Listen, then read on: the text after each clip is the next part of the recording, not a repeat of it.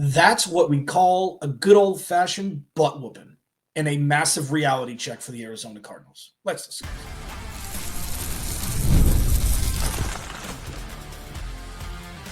You are Locked On Cardinals, your daily Arizona Cardinals podcast. Part of the Locked On Podcast Network, your team every day. Cardinals, Alex Clancy here. Oh, man. Didn't do an instant reaction show last night. I didn't even know what to say. So I would have just sat there and just fumbled around. I wanted to take a day, wanted to go right to the Cardinal squad show, but wanted to collect myself, okay? What we saw yesterday was the reality check that was in the back of many of our minds and didn't know if it was actually going to come to fruition or not.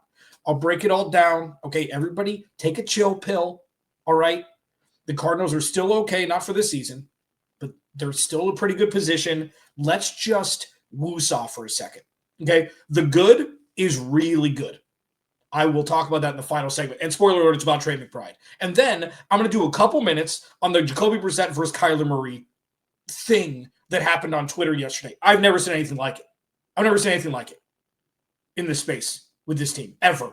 I will tell you, so you will get your 5 minutes at the end of the show. Hopefully you don't fast forward to that. There's a lot to talk about. The offensive line woes, atrocious.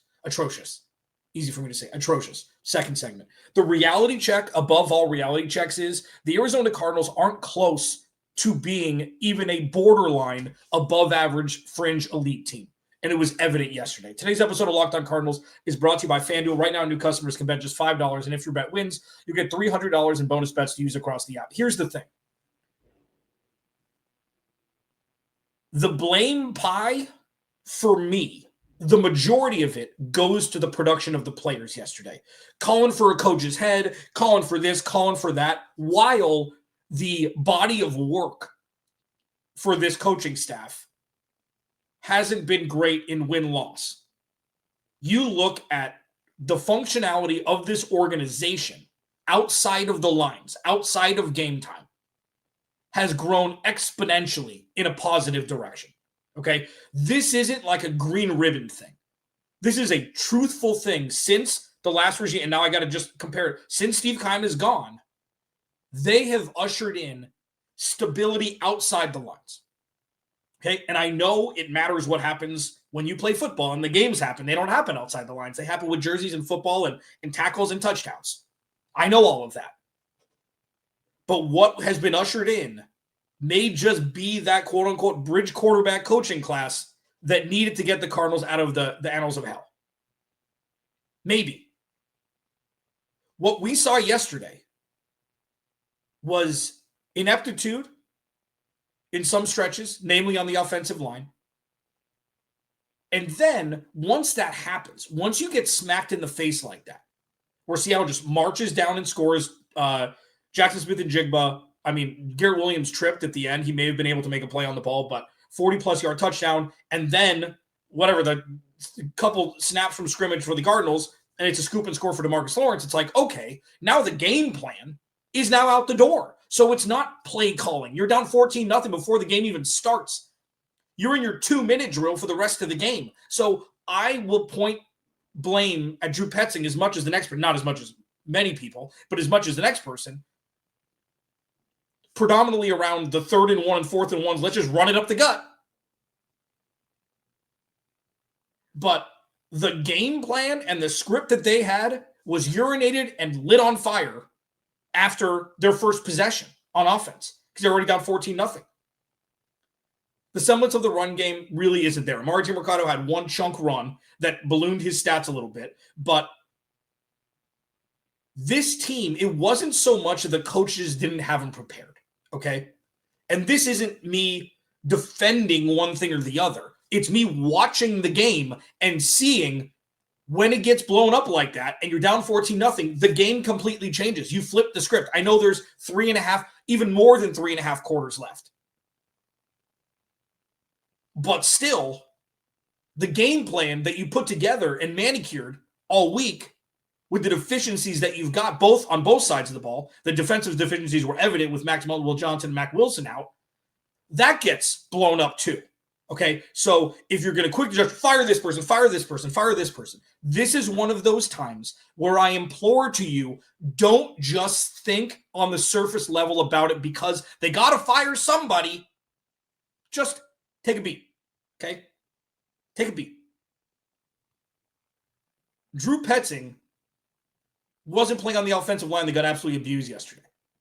And this isn't even the offensive line is really bad. This is the offensive line is average, the right side is lesser than average, and the defensive front from Seattle is borderline elite. It was just that perfect storm. And they showed some fight. They turned Seattle over 3 times on defense. There was one of those, and then of course they had multiple possessions inside the 20 that they didn't score on. It was an embarrassing first half of football. Whatever Jonathan Gannon says at the end of games, I don't care anymore. I got to be better. We got to be better. Whatever. Like, he's not going to say anything. That's what coach is supposed to say. He's not going to say anything. There's no revelation here. They've got no run game. The offensive line has been poorer, and you're playing with your number 2 quarterback because the first quarterback wasn't good enough to win games and wasn't able to be potent enough in this offense to get the ball to the playmakers. So, the biggest takeaway from yesterday, this team isn't close to being that level. This team isn't close. With that said, though, and this, I don't say positive things just for my health. When they're fully, they were down 2 of their top 3 corners, and they're starting off ball backer. Cody Simon played okay. He wasn't close to the issue.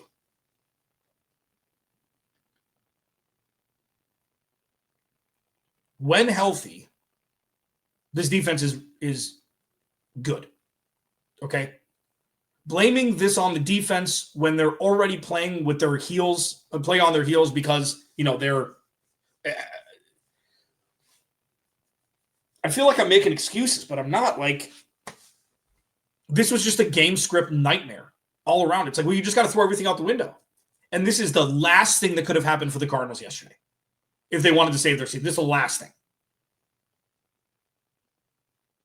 Jacoby Brissett sacked 5 times in the first half.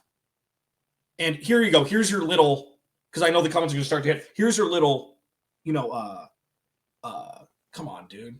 What is it? Eye drop. Here's your little eye drop for what's going to happen in the last segment. Just because Kyler Murray is mobile doesn't mean that every starting quarterback who's a pocket passer, that's been the majority of them for the history of the sport, is going to get quote-unquote teed up on every defense that's going against Jared Goff or Matthew Stafford or any pocket passing quarterback tries to tee off on him every week. The offensive line just protects better than what the Cardinals did yesterday. So it's like, oh, Kyler is mobile. Jacoby Brissett isn't. This isn't going to work. The history of football tells you otherwise. Pocket passing quarterbacks aren't sitting ducks. They are when they have no time to throw. So get out of here with that. Just get out of here with that. I'm not going to entertain that. That's ridiculous. With that said, they've got a lot of things to figure out. The playoffs are pretty much over. And going back to the first thing I said was, I'm not thinking that firing a coach is going to help anything. Well, something's got to be done. Why? Well, because that's what happens. Okay, that's great. What's it going to change? What's it going to change? You need to salvage some sort of face this year. And learning a new offense. Who's going to call the plays? Oh, they'll figure it out. Oh, okay. That's a really good plan. Fantastic plan. Fire the coach. Oh, cool. That's a really good idea. A really good idea. It's easy to say that without any sort of solution. You look at the smartest person in the room. Give me a break. The offensive line looked terrible. There's a couple things you can go back and forth on, and I will do that with you. One other thing that I wanted to mention here is,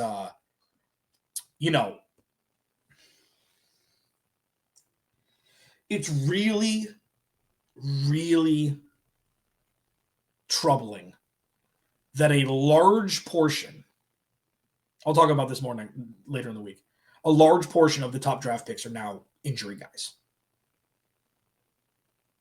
And I can't pack it into today's show, but it's really tough to watch. Yeah, I'll discuss that tomorrow, but we'll talk about the offensive line woes next.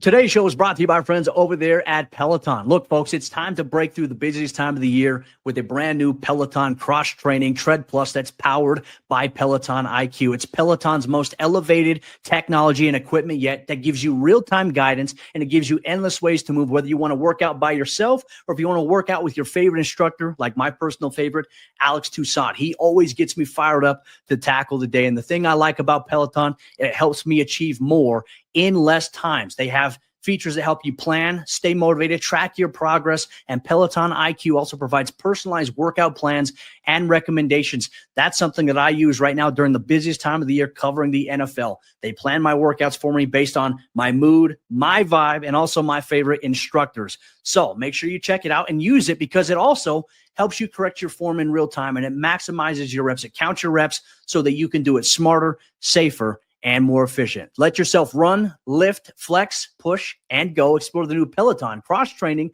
Tread Plus at onepeloton.com.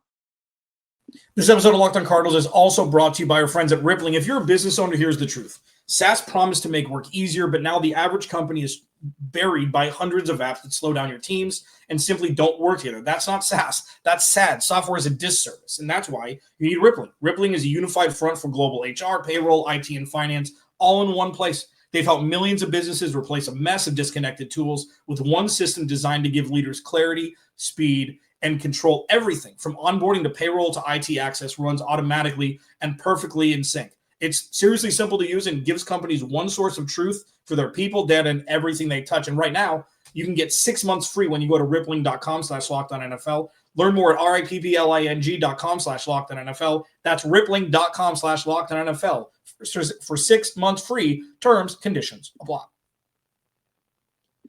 All right, man. Like, here's the thing.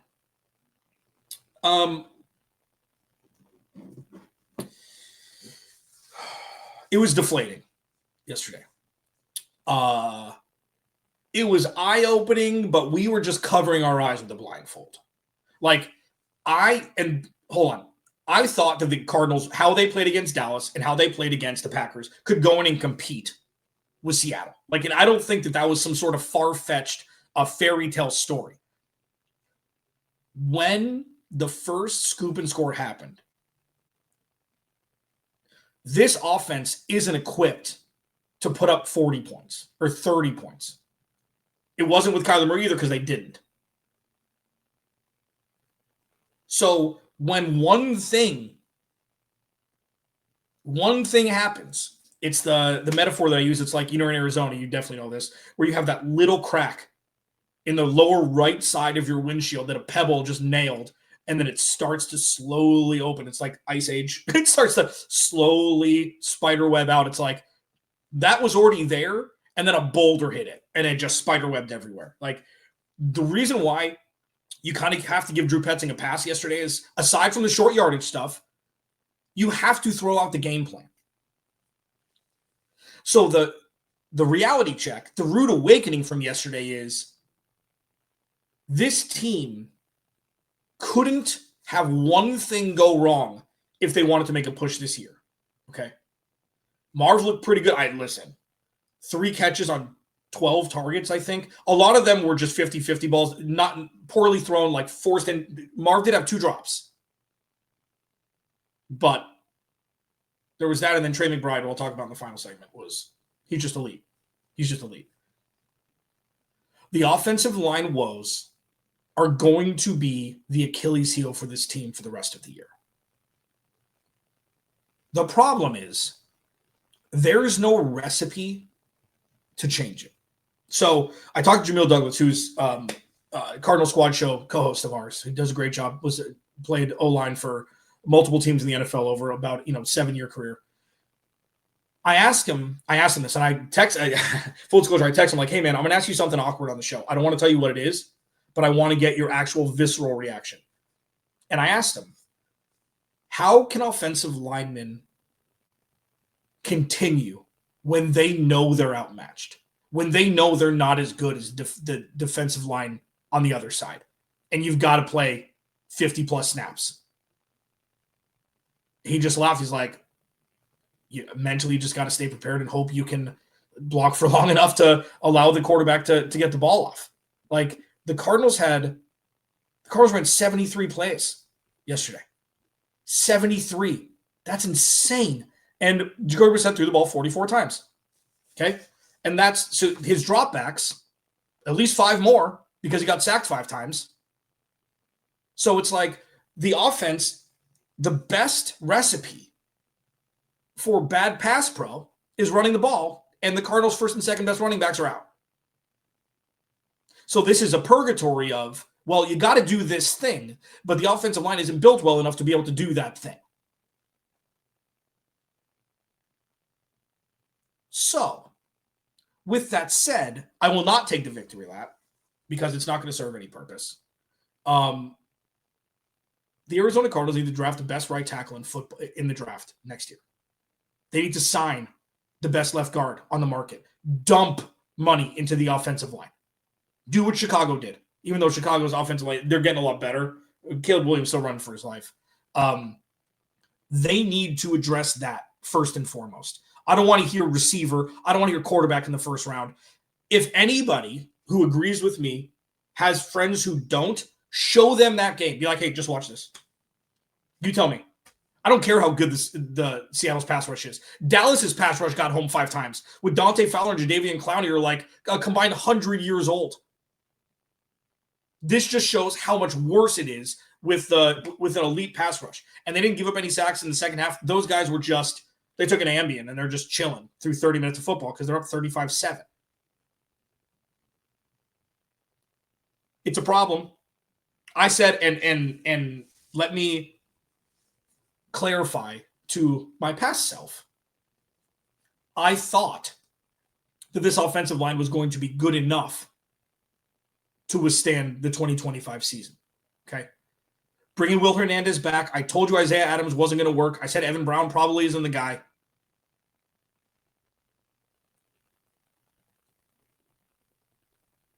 It's so painfully obvious that it's going to be tough sledding the rest of the year because it's not like, okay, maybe the offensive line's going to gel more. These guys have played together. I know that blocking for a different quarterback is different. There's a lot more dropbacks, and it's not fair for an offensive line of any caliber to have to deal with between 30 and 50 dropbacks a game. So this isn't a quarterback. It's a they don't have a run game thing. Sure. The Kyler Murray thing where, he would have gotten out of the pocket. Okay, that's great. That's great. Third and longs, whatever they were in, Jacoby Brissett completes at a far higher, exponentially, meteorically high rate. So I know it's easy to be like, oh, see, you shouldn't have sacked Kyler. It's like, do better. Please. I implore you to actually think and watch what this offense has been before and now. Look at the numbers. Look at the numbers.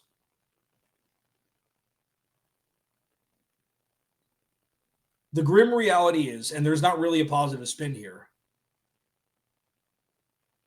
I don't know how they fix the problem. I have mentioned multiple times that they're missing Tip Ryman a lot.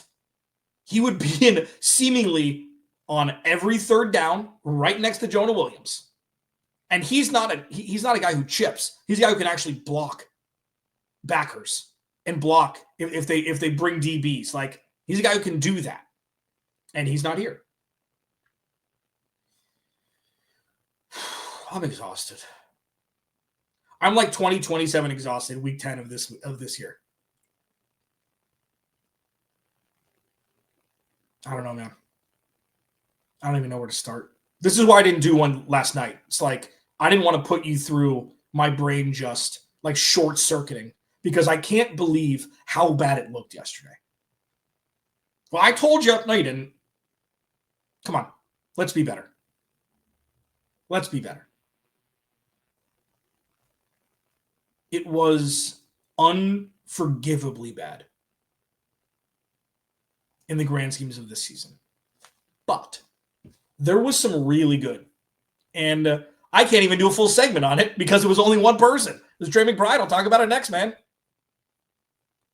This episode of Locked On Cardinals is brought to you by FanDuel. The NBA is back, and there's no better place to get in on the action than FanDuel, the official sports betting partner of the NBA. Even if you missed the start of the game or want to ride the hot hand, FanDuel has live bets on everything from who will score next to the fourth quarter comebacks, which we've seen a bunch this year. Plus, you can even combine your live bets and do a same-game parlay for a shot at a bigger payout. It keeps every game exciting, especially when your team's making that late push. Maybe like going into the fourth quarter, your team's down 9 or 10, and it's plus, 600 to win. You put some cheese on that, maybe bet a little, win a lot. FanDuel's got you covered for all of it. Right now, FanDuel is giving new customers $300 in bonus bets when your first $5 bet wins. So head to FanDuel.com to sign up today and play your game with FanDuel, the official sports betting partner of the NBA.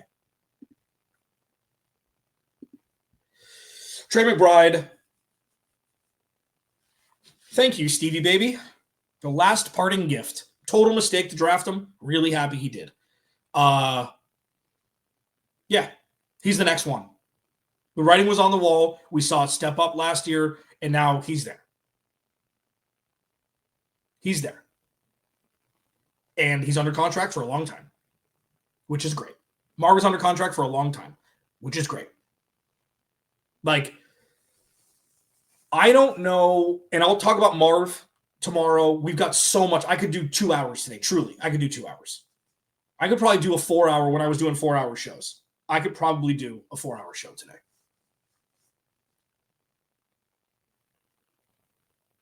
They've got what a lot of teams don't have. You still want to take Brian Thomas Jr. over Marv? Anybody? Oh, cool. Just didn't know. They've got pieces that other teams don't. We'll see what happens with Trey Benson coming back. Hopefully he shows that he can be RB1 and you can just move him in. Depending on if James Conner plays again, we'll see. Not this year, just in general.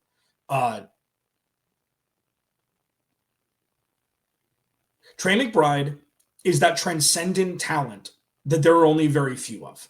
Travis Kelce, George Kittle, and I'm not comparing Trey McBride to either of those players because he still obviously is very young in his career. Those guys, have all played over 10 years, but they've been consistently great.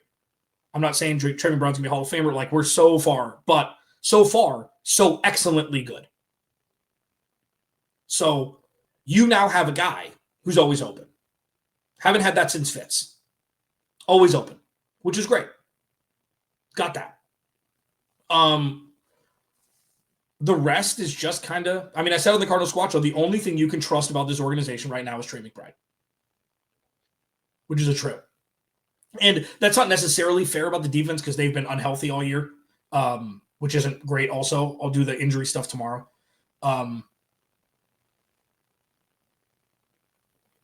But a lot of people are going to want to play with Trey McBride. You've got him forever. Seems to love being here. Obviously signed the extension, which was pennies on the dollar. The next one will not be. The next one will be a lot of money.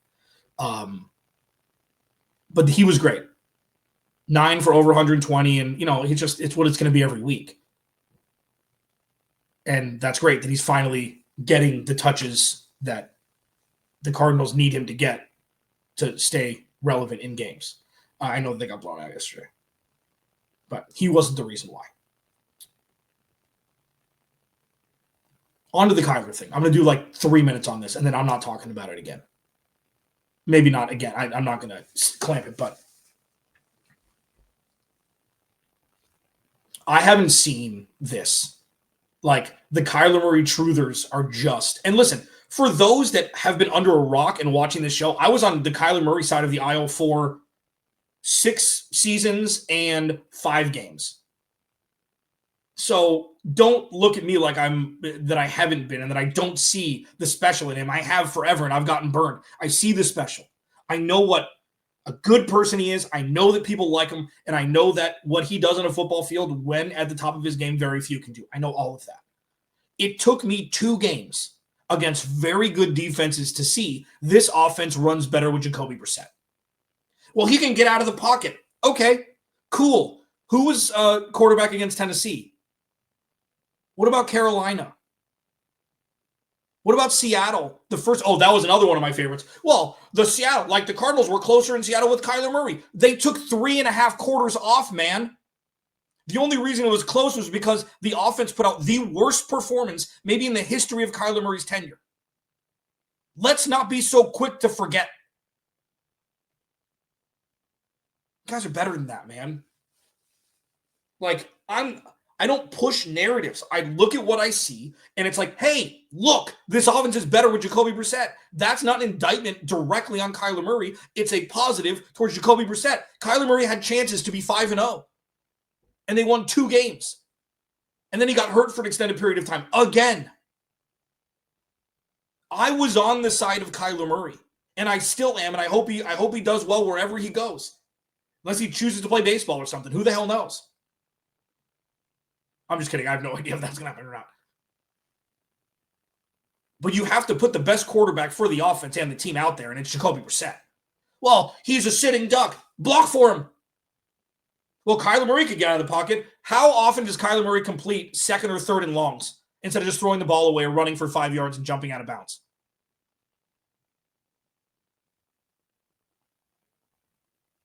Do better. Locked on Cardinals, your team every day. Remember, without you. Either way, there is no me. I will talk to you tomorrow.